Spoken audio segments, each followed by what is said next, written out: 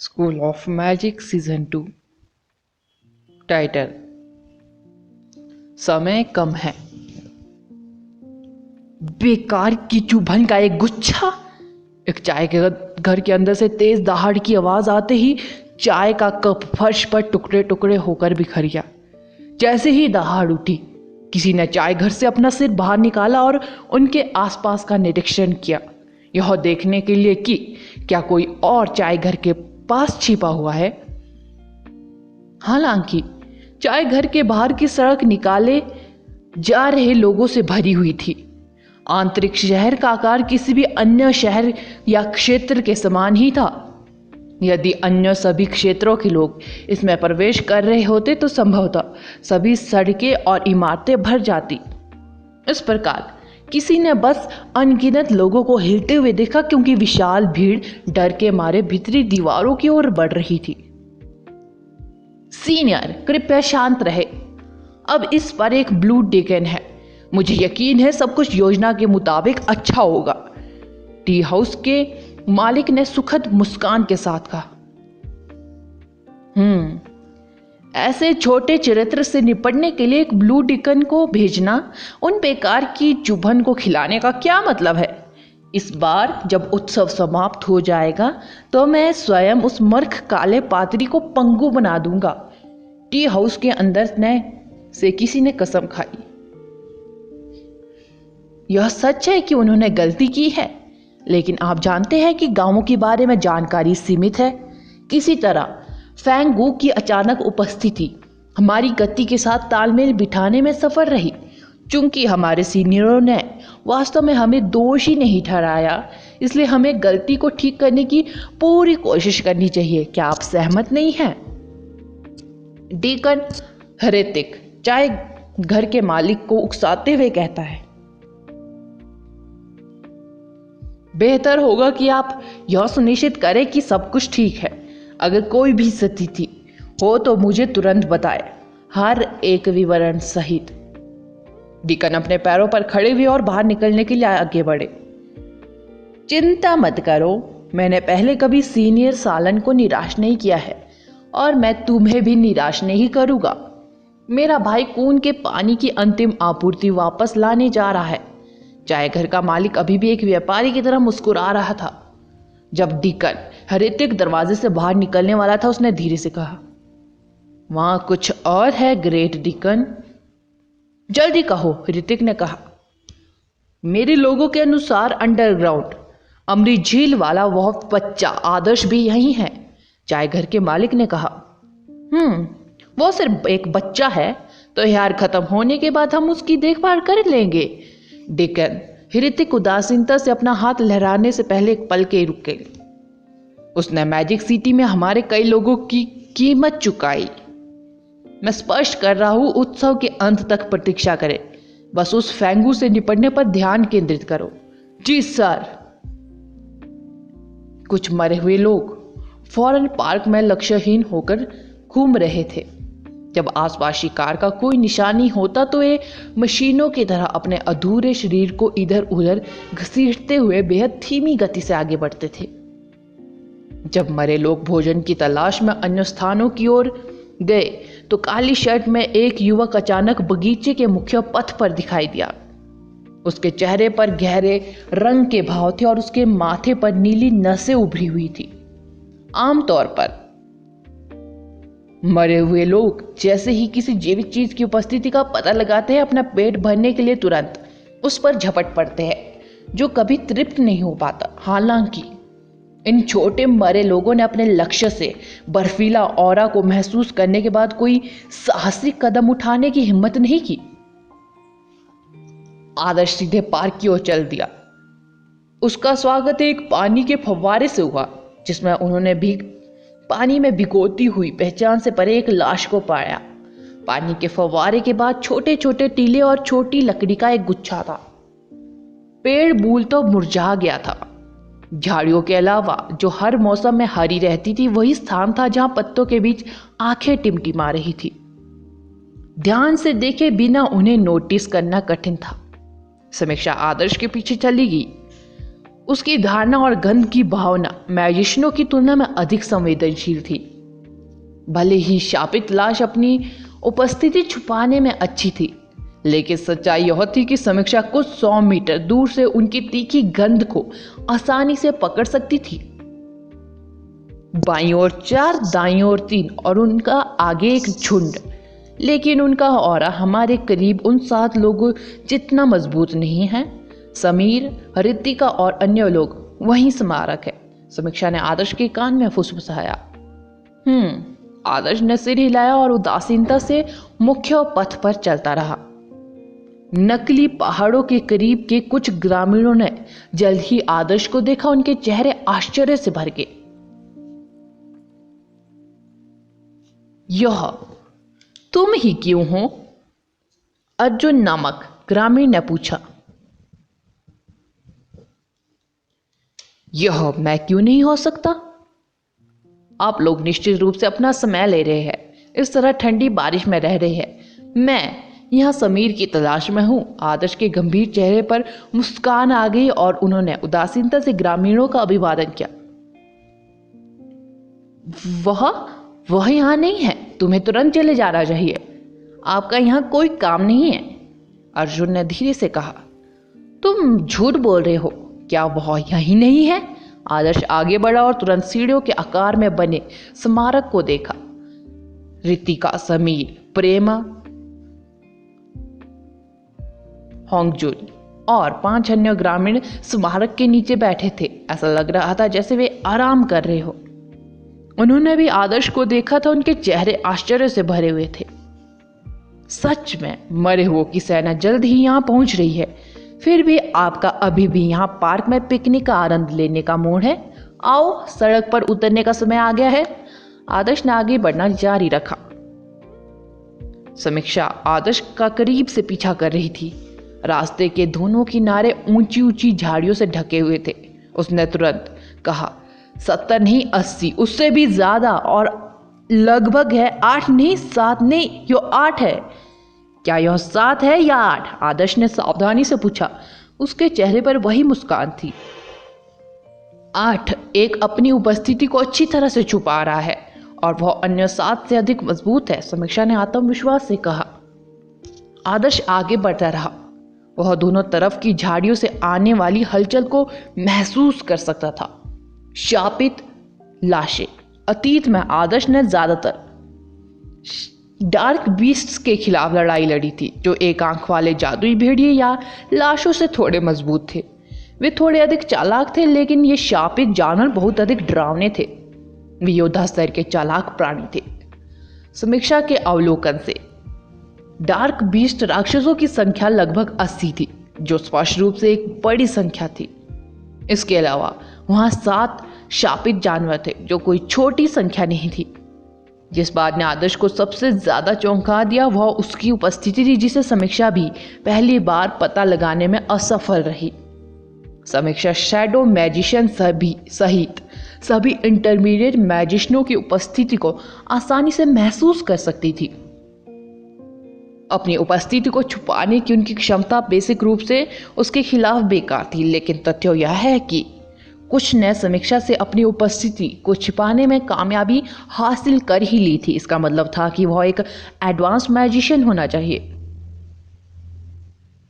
हम तीनों के साथ हमें एक एडवांस मैजिशियन को संभालने में सक्षम होना चाहिए। समस्या यह है कि अभी भी डार्क बीस्ट, मॉन्स्टर्स और शापित जानवरों से निपटना बाकी है, समीक्षा ने गंभीर रूप से कहा। चिंता मत करो, मेरे पास स्विफ्ट स्टार वुल्फ और छोटी फ्लेमबेले है।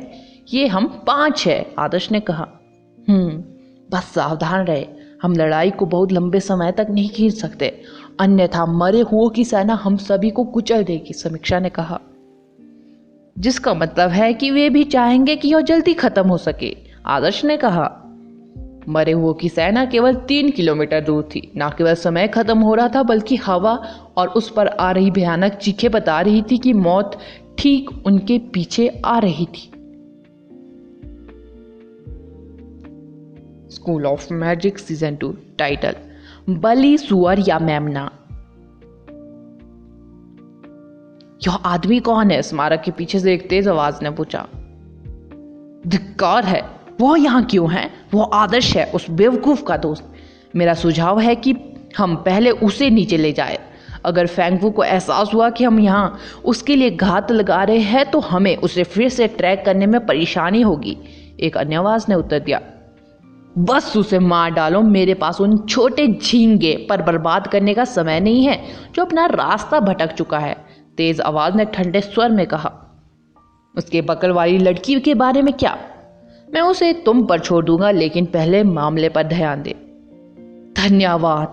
वो आदमी उत्तेजना से बेचैन था। रितिका और समीर दोनों ने आदर्श और समीक्षा को अपनी ओर आते देखा। कहने की जरूरत नहीं थी कि वे जानते थे कि दोनों सीधे जाल में फंस रहे थे। उन्होंने उन्हें अलर्ट देने की पूरी कोशिश की, फिर भी वे एक भी शब्द नहीं बोल सके क्योंकि उनके दिमाग पर सील लगा दी थी। अंत में जैसे ही दोनों स्मारक पर पहुंचे, चीफ प्रेमा ने मुस्कुराते हुए उनका स्वागत किया। जब समीक्षा ने प्रेमा की अभिव्यक्ति देखी तो उसे घृणा महसूस हुई।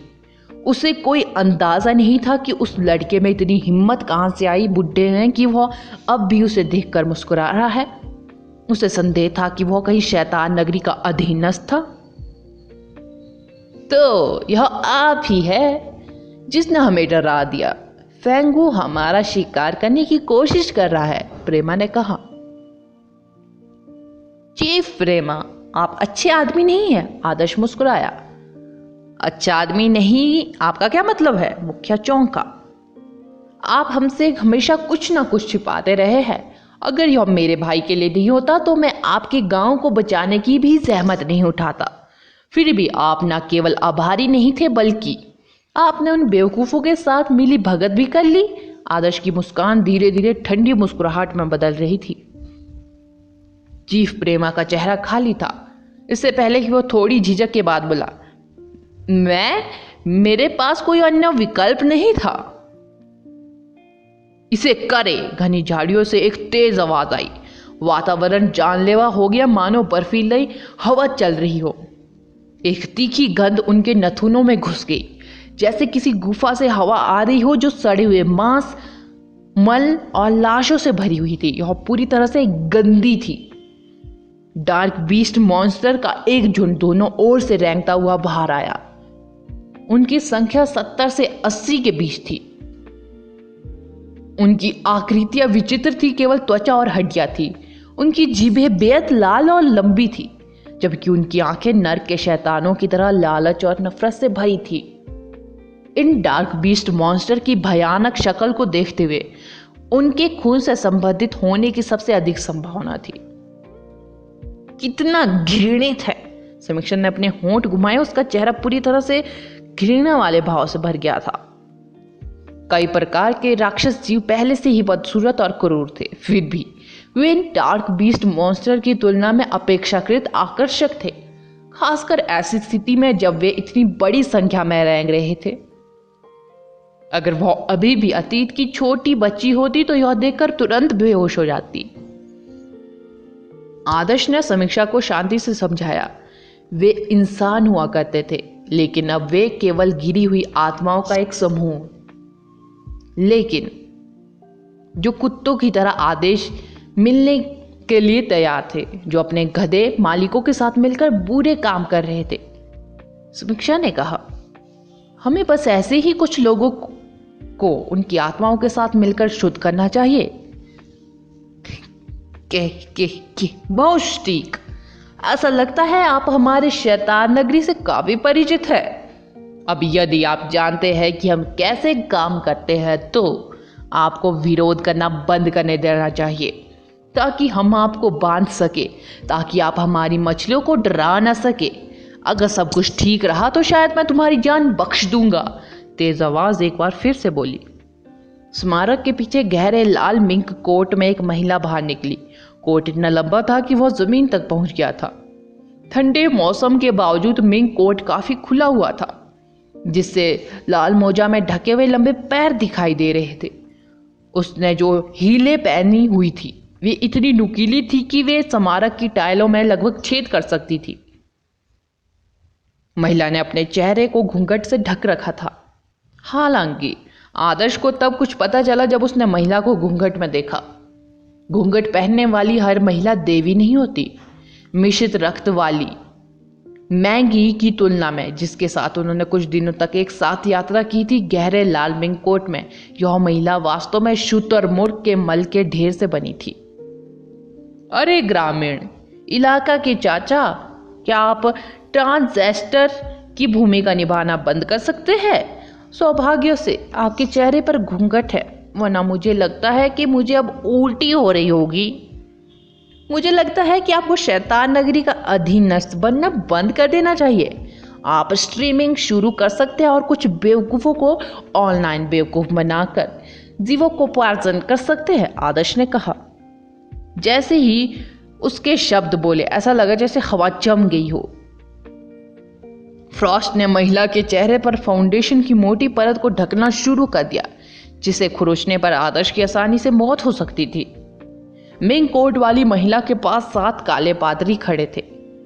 वे सभी काले कपड़े पहने हुए थे। प्रत्येक ने शराब का निशान पहन रखा था, जो ऐसा लग रहा था जैसे वे तिलचट्टे और सैंडपिट या कहे मल के साथ रेंग रहे हो।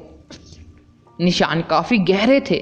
यह स्पष्ट था कि ये शापित जानवर उन जानवरों से अधिक मजबूत थे जिनका आदर्श ने अतीत में सामना किया था। जैसे ही महिला ने अपनी जानलेवा ऑरा प्रकट किया, 7 शापित बीस्ट अवचेतन रूप से उससे दूर चले गए। यह स्पष्ट था कि वे उस महिला से पूरी तरह भयभीत थे। बच्चे, आपने अभी जो कहा है उस पर पछतावा करने के लिए आप अपना शेष जीवन व्यतीत करने जा रहे हैं। कोर्ट में महिला की बर्फीली आवाज आई। बारिश की बूंदें भी बर्फ में तब्दील हो रही थी। सच्चाई हमेशा असहनीय होती है। आपको बस इसकी आदत डालने के लिए कुछ समय चाहिए। मुझे यकीन है कि आपके आदमी कुछ बार उल्टी करने के बाद पहले ही आपकी शक्ल के आदी हो चुके होंगे, आदर्श ने कहा। उसे नीचे ले जाओ। मैं उसे जीवित चाहती हूँ और कोशिश करो कि यहाँ कोई गड़बड़ी ना हो। महिला ने जानलेवा मांग की। जब आदर्श ने महिला उपयाजक को आदेश देते हुए देखा तो उसने समीक्षा से उसी तरह तिरस्कारपूर्ण स्वर में कहा, सभी को मार डालो, उनकी आत्माओं को शांति पाने में मदद करो। हमें अपने अगले जीवन के लिए कुछ पुण्य अर्जित करना चाहिए ताकि हमें उसके जैसा भयानक रूप ना मिले। महिला की एड़ियां थोड़ी लड़खड़ा गई। वह लगभग अपने ही हाथों से आदर्श के टुकड़े टुकड़े करने की इच्छा को रोक नहीं सकी। यह लापरवाह बेवकूफ, उसे अभी हाल ही में ब्लू डीकन में पदोन्नत किया गया था क्योंकि वह कितनी दुष्ट और क्रूर थी। उसने आदर्श को उदासीनता से देखा, फिर भी उसने हमला नहीं किया। 7 काले पादरी और बड़ी संख्या में शापित जानवर बच्चे की देखभाल के लिए पर्याप्त थे। आदर्श भी नहीं हिला। उसकी आंखें सीधे महिला की आंखों को घूर रही थी। उसके चेहरे पर हल्की मुस्कुराहट स्पष्ट रूप से उस बदसूरत महिला के प्रति उसकी घृणा को दर्शा रही थी, जो एक ट्रांसजेंडर की भूमिका निभा रहे एक पतले बूढ़े व्यक्ति की तरह लग रही थी। चीफ प्रेमा पूरी तरह दहशत में था। उसने कांपती हुई आवाज से आदर्श से कहा, तुम कितने लापरवाह हो। वह शैतान नगरी की ब्लू डीकन है। तुम्हारा यहाँ कोई काम नहीं या तुम्हें अंदर घुसने की जरूरत क्यों पड़ी? तुम मेरे गांव वालों को खतरे में डालने जा रहे हो। हाँ, तुम्हें बस उसकी बात सुननी चाहिए, अपनी नहीं चलानी चाहिए। अब हम सभी को गंदगी में घसीटा गया है। वह फेंगू को पकड़ने की कोशिश कर रही है और फेंगू हमें मारने की कोशिश कर रहा है। वो हमारी मदद कर रही है, अर्जुन ने चिल्लाकर कहा। हमारे लिए इसे बदतर मत बनाओ, बस चले जाओ। जब आदर्श ने गांव वालों की डांट सुनी तो उसे गुस्सा नहीं आया। वे मूर्खों के एक समूह के अलावा और कुछ नहीं थे। शैतान नगरी के व्यवहार के आधार पर एक बार जब उन्होंने फेंगू पर कब्जा पा लिया, जो ग्रामीण भाग्यशाली थे उन्हें मौके पर ही मार दिया जाता था, जबकि बदकिस्मत लोगों को जमीन पर रेंगने वाले शापित जानवरों में बदल दिया जाता था। हालांकि आदर्श वास्तव में काफी आश्चर्यचकित था। यह बदसूरत बूढ़ी औरत एक ब्लू डीकन निकली, जो सालन के अधीन या एक अधीनस्थ थी। आदर्श केवल शैतान नगरी के बेकार लोगों को मारकर थक गया था। शैतान नगरी ने अमृत शहर के साथ सफेद चूहों के शहर जैसा व्यवहार किया था, इसलिए आदर्श ने उन्हें इंसानों के रूप में भी नहीं देखा। ठीक समय पर अमृत शहर की आपदा के मृतकों को एक बलिदान की आवश्यकता थी। एक ब्लू डिकन बलि के सुअर या मेमने के रूप में मारे जाने के योग्य था। अगला एपिसोड जानने के लिए बने रहे मेरे इस चैनल के साथ। Thank you.